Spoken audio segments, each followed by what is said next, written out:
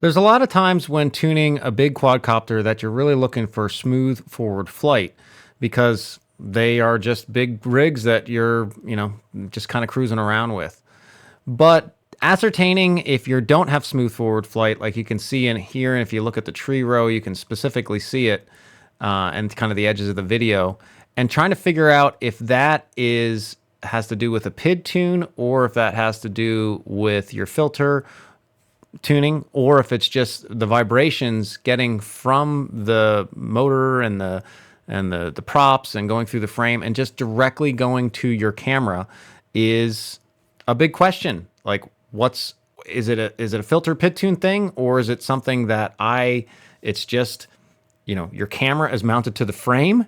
The motors are mounted to that with the props. It's all connected together, that no matter what software adjustments you make, you're not going to be able to get rid of that. You're chasing the rabbit and kind of in the wrong direction. So today we're going to show you some things that you can take a look at in the software settings, some things you can do in the software to kind of ascertain, is it kind of a hardware thing that I need to focus on there, or is it something software-wise that I could use the software firmware to make better? So let's get into it. So one of the first things you're going to want to do is log it, so you can take a look at the vibrations and all the details of what the flight controller is recording versus the footage you're seeing, to see, how much of that may be induced by the commands that the flight controller is giving to the motors, or how much vibration is the flight controller recording, and then is it amplifying that and pushing out to the motors that is causing that instability. So to do that, there's other videos on how to record Blackbox. I'm not going to go through that, but it's pretty straightforward. Look for those out there. From this one, we have the recording done. And what we're going to do is we need to open the Blackbox log and then open the footage using the same open dialog. And then we're going to need to go over, and here I have a nice point where I flipped it into GPS rescue, which it triggered in the Blackbox. And then I can go find that point. So I hit M for mark point on my keyboard, and I hit like I said, I hit M for mark point, and then I find that spot in the footage, and then I hold down Alt and hit M again, and that will sync those two things up. And you can kind of take a look at it by slowing down the play speed, and you can see that that's pretty good. That's close enough in my book.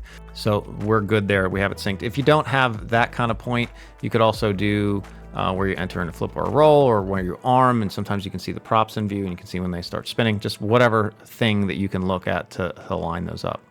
Then we're going to go take a look directly at the spot where we have the shaky footage and just see how much vibration is in the motor commands. So to get the motor commands, what you can do is, you can see on here I have the UAV Tech trace templates up here, and that's shown here in this workspace. I'll drop a link down below where you can go download that JSON file, and then you hit the open dialog here again and open the JSON file. That will load the workspaces, and then we're going to be looking at workspace 5, which is stick tracking.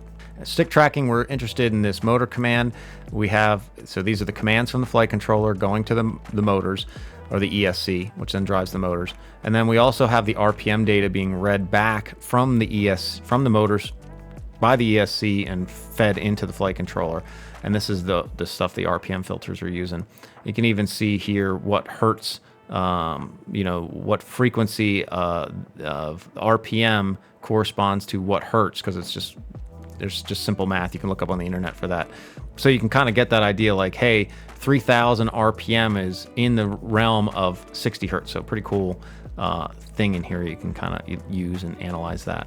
So looking at that, let's just go back and kind of look at that section where there's a lot of stuff we can find from this. So like I talked about, like your vibrations that were like your motors, what hertz value are those spinning at? So 60 hertz. So that means they're rotating 60 times per second. 64 in this case, you can see over here, 64 times per second, 3000 RPM. So let's look at that through this vibration segment here, and let's, kind of see. So this is where it's, having some shakes and the shimmies, and it can immediately tell some stuff right away, right? The motors are up around the 60 hertz range, like 3000 RPM are all the same. That's kind of the hover RPM for this. And that's 60 hertz, right? So now let's look at the corresponding shake that we're seeing.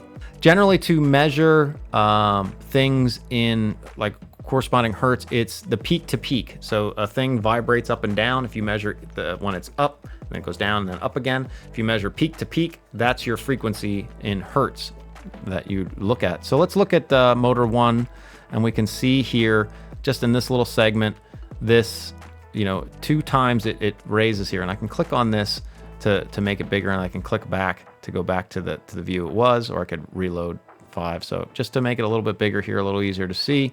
So we can kind of see this motor vibration through here.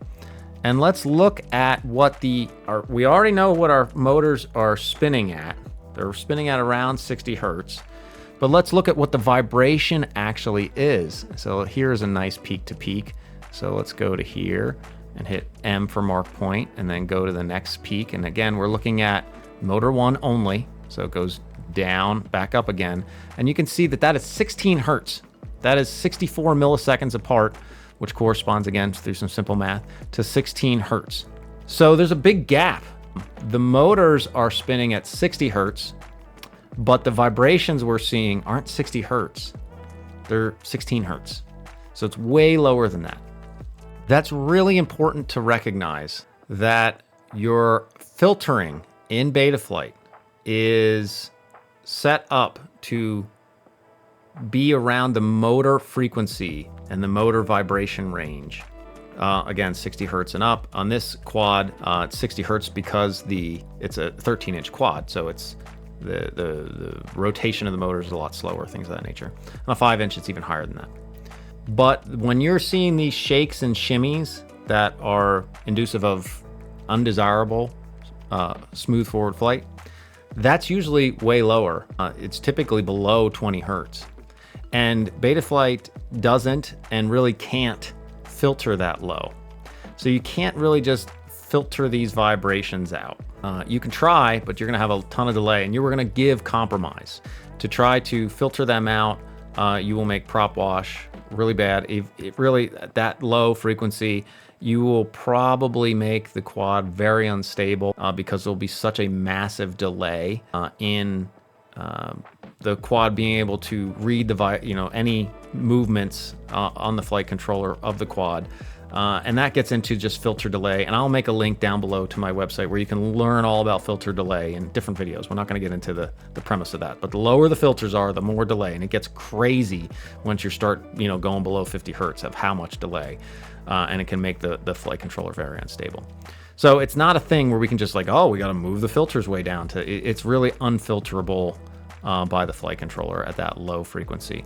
But that's really important to know, because don't chase the filter rabbit to smooth out 16 hertz vibrations. It doesn't I'll move the filters down, I'll move the filters up, I'll test some things. It doesn't matter. They're so low that those vibrations you're seeing in there that the flight controller is detecting, or the motor signal is providing, is not going to get you to where you want to be. So let's look at this another way. If we come over here to the trace templates and we set this instead of to 5, and mine's off screen a little bit here because my resolution's kind of low.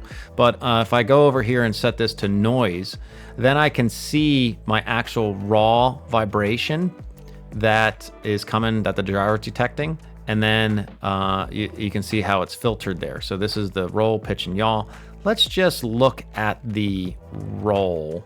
We can look at, let me do something here. So if we want to look at roll and pitch at the same time, the easiest way to do that is just go into graph setup. And all I have to do is I'm down at the bottom, I'll hit remove graph for D term, remove graph for P term, remove graphs, and I'll just end up with roll and pitch. I'll hit apply changes. No worries, we can always hit this drop down again and hit 0, and it will go back to the way it was, so you're not saving this. So you can see in these raw vibrations, if we measure this, and let's zoom in here a little bit. Let me turn off this video in the background. And we measure peak to peak of all the vibrations. So these little vibrations are in here. You can see we get a vibration of 180 hertz is what's occurring here. And if we go on the roll pitch axis, we're getting something here around the 50 hertz. So the 60 hertz range.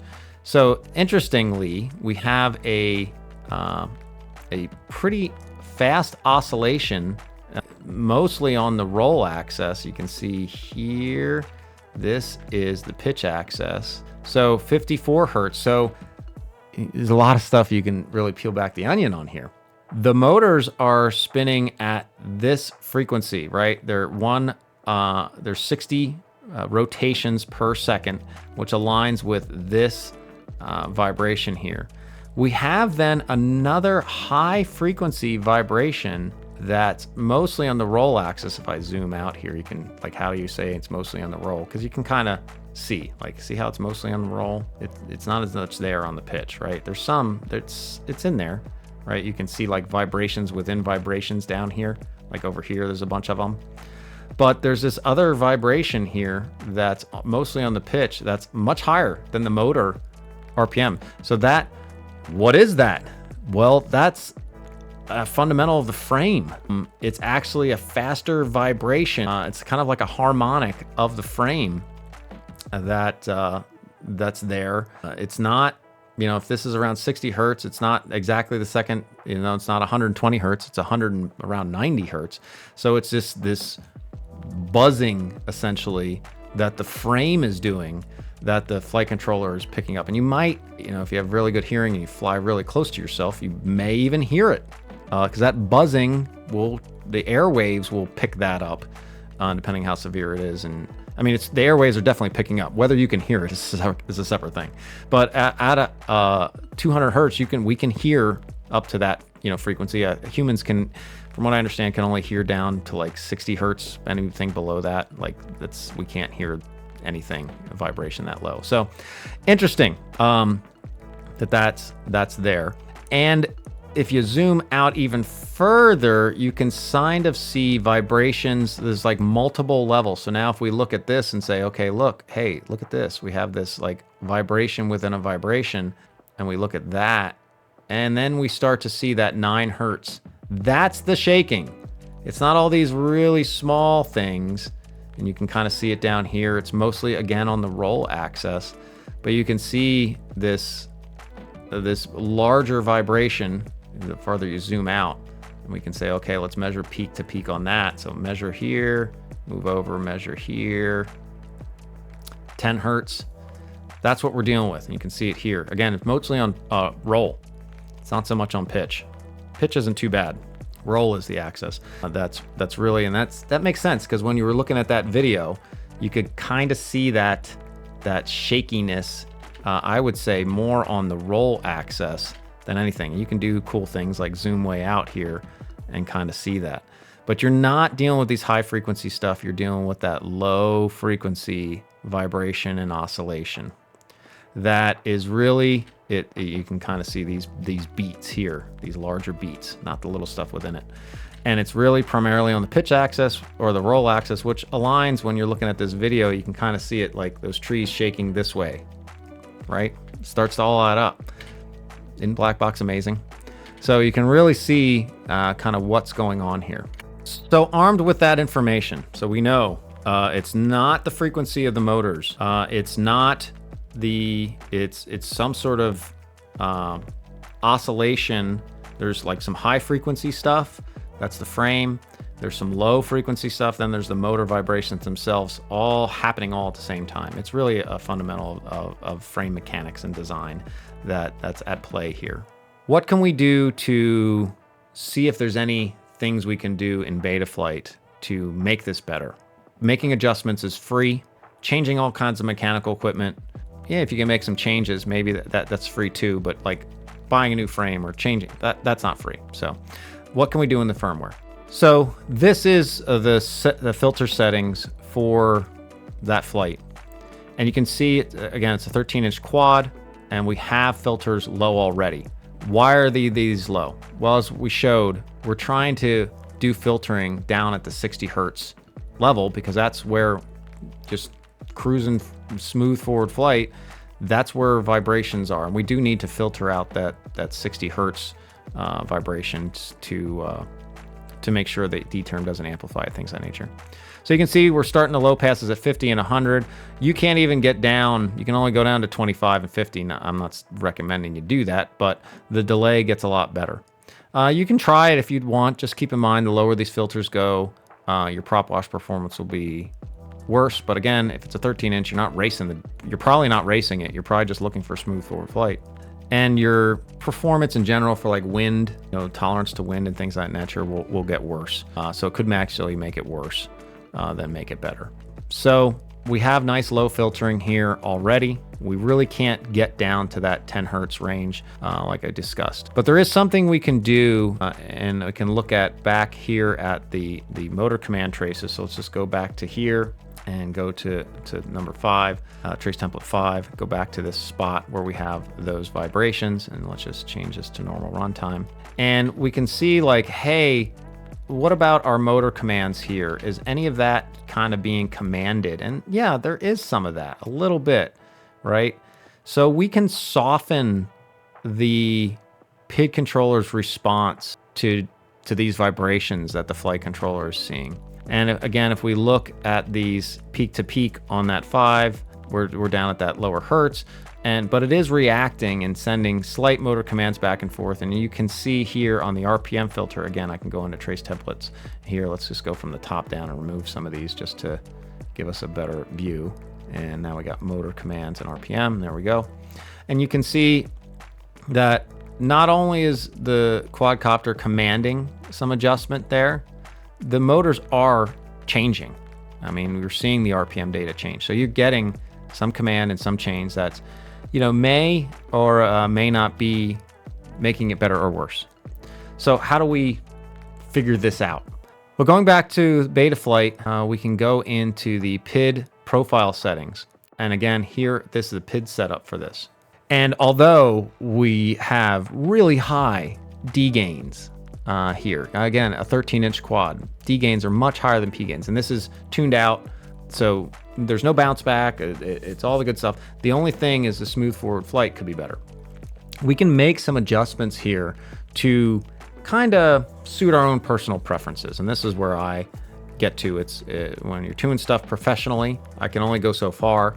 The rest is, hey, how can you make some changes to suit your preferences and your stuff the best? Do you value smooth forward flight more than prop wash performance or wind performance? And maybe there's somewhere in between. Where is that sweet spot? Well, that's really a personal thing, but that's where the sliders come into play.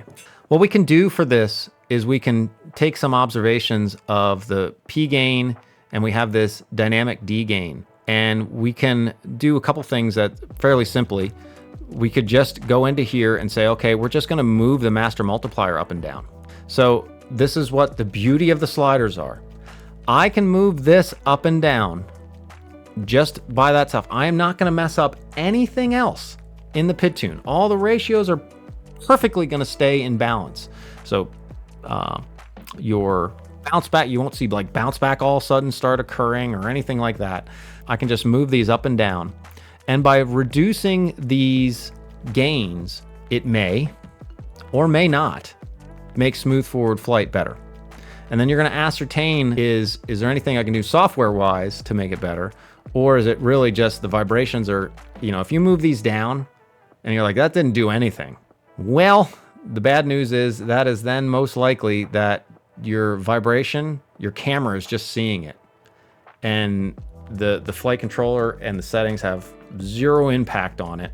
And the only thing you can do at that point is like, you really, even soft mounting the camera is not going to make a difference, because soft mounts aren't going to dampen out a 10 hertz vibration. They would have to be incredibly soft. So I don't think soft mounting is the solution. It's not really the props so much, but you can try to balance the props and see if that helps. But you're really getting into mechanical things. I would probably try balancing the props first, and then and if it's a big 13-inch, it's not like, oh, balancing the props, that's ridiculous. I'm going through props. You're not racing this thing. Hopefully you're not going through props left and right, because they're pretty freaking expensive. So you're balancing them, taking some time on them. It's probably worth it. It's probably going to be difficult to balance 13-inch props because you need a pretty big balancer. Anyways, nevertheless, that moving that slider up and down is an option. If you want to then take that further, so you can see in here that we're starting with a master multiplier of 1.7. So say I bring this down to a 1.4. You can kind of split the difference a little bit, and let me just go back to the log here quick. So if I bring back trace template 5, and you can see this up and down motion of the motor commands, you can look up here at your PIDs and kind of figure out where that's coming from, right? You can see like, this shape-ish looks like this line shape. So let me look and go down. Oh, that's the D term on the pitch axis. That's where that's kind of come from. There's some on the roll here as well. So, and you can see it here as well. It's kind of mostly the D gain on the pitch axis going back and forth here for that one, for these motor changes. And it's taken, yeah, you can see it. It's pretty straightforward. This is not a left to right. You know, this is a front to back, right? Because both the red line and the yellow line, which is these two back motors, are spinning up and then going down. You can kind of even split the hairs even further here as well, right? So we're concerned about this left to right shaking, not forward and back. And we're not, you know, you can kind of say, okay, well, can I figure out in here where purple and yellow are going up versus red and cyan, and that's that shaking, and that's not a lot of it here. It's mostly, this is an adjustment for forward to back, but nevertheless, you can kind of see most of that command is coming from the D gain. So in Betaflight, another thing you can do is if you're moving your master multiplier down, that will move all the gains down, and you can artificially kind of suppress this derivative gain when you're doing smooth forward flight, and that will soften its response. The other thing that you'll need to do with that, because these are still all in ratio, is you can then bring up your tracking by the same. So if I set this to a 0.3 and then I bring this up by 0.3, so that would be a 1.1. That will bring my tracking up, and then I can bring my dynamic damping up by the same amount. So that was at, I think, a 0.25. So that would be a 0.55. And that will push your D gains down during smooth forward flight. Still increases your tracking for like wind influences. And then also basically moves your D max up so that when you do sharp inputs, that your D gains are going to raise up to this level. They're going to go from here to here, which will compensate for, you know, increasing these gains. So it's kind of a mid stop. I think the first thing you would definitely try to do, or the first thing I would do, is just move the master, you know, down. I don't know about way down. I would move it down by 0.5, maybe even 1, you know, 1 point over here, Maybe move this down by 0.5 or 1 and see if that makes a difference. It means how high it is to begin with. And from there, if that does make it better, and you're like, oh, that's better. But some other things are, if everything's all good at that point, then you're gonna go. If you're happy with everything else, there you go, problem solved, move on. But if you're like, oh, you know, wonder what it would be, sometimes curiosity gets the cat. Like, hey, somewhere in between, you could say, well, you know, if the tracking isn't as nice with it, or wind influences is not as good, how it adjusts to wind, you can then move the tracking back up, move the dynamic damping back up, and then essentially the only thing you move down was the D gains right here doing smooth forward flight. Okay, well, that's it. Hopefully that was helpful to give you some things to think about and look at. Once you have a fully tuned quad, don't hesitate to move that master multiplier up and down to see if there's a sweet spot there between prop wash performance and adjustment to wind versus smooth forward flight. Master's your friend.